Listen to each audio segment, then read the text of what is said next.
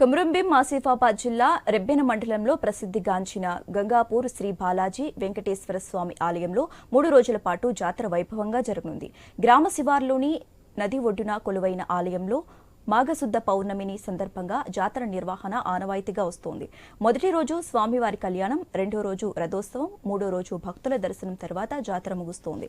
ఉమ్మడి ఆదిలాబాద్ జిల్లాతో కరీంనగర్, వరంగల్, మహారాష్ట్ర తదితర రాష్ట్రాల నుంచి భక్తులు లక్షల్లో రానున్నారు. రద్దీని దృష్టిలో పెట్టుకుని ఎలాంటి ఇబ్బందులు కలగకుండా ఏర్పాట్లు చేస్తున్నారు ఆలయ అధికారులు.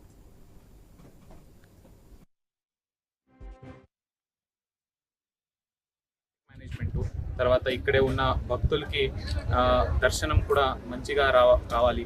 అండ్ ఇంకా ఉన్న డ్రింకింగ్ వాటర్ ఫెసిలిటీస్ అన్ని సౌకర్యాలు మంచిగా ఉండాలి. టాయిలెట్స్ అన్ని మంచిగా ఉండాలని అందరికీ ఒక్కొక్క పని ఇవ్వడం జరిగింది. సో దాని ప్రకారంగా ఈసారి కూడా ఇంకా విజయవంతంగా ఈ జాతర